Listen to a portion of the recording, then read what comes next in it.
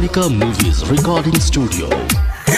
अब मोहब्बत न करे इस जमाने में, क्योंकि अब मोहब्बत नहीं, लोग मजाक किया करते हैं इस जमाने में, मजाक किया करते हैं इस जमाने में।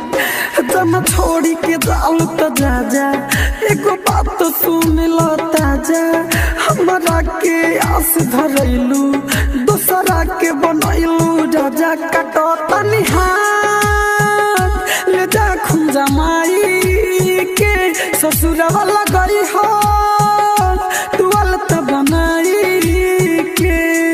जब छोड़ के जाऊँ तो जा जा, एगो बात तो सुन लो ताजा, हमारा के आस धरैलू दूसरा के बनैलू राजा। काटो तनी हाथ ले जा खुंजा माई के, ससुरवा लगई हो तुअल त बनाई के।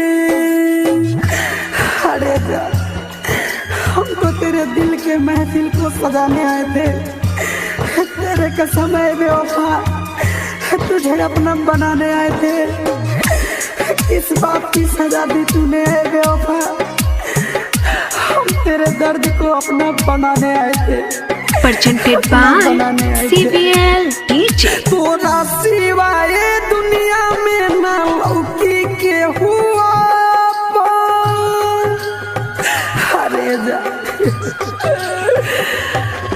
तोरा सिवाय दुनिया में ना लौकी के हुआ कोइल सब करार के तू तूड़ा देलू रासन। ओहे ज्यादा मन निपरन से तो वो खेला खेला दिलू जन से, मोरा दिलवा हो गइल चुर चुर, हमारा से जतारू दूर दूर। काटो तनी हाथ ले जा खुंजा माई के, ससुरवा लगई हो तुअल त बनाई के।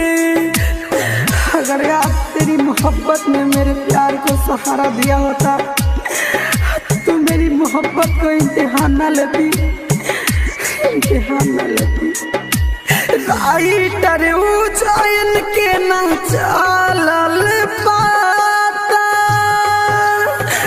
अरे बेवफा अरे काहे ऐसन कैलू।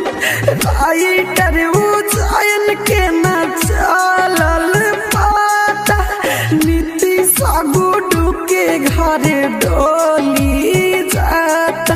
अनुज प्रेम के गोरी मारी करे जमे गोली, अब भोर न पड़ी हमारा तोरा कोयल जैसन बोली। काटो तनी हाथ ले जा खुंजा माई के, ससुरवा लगई हो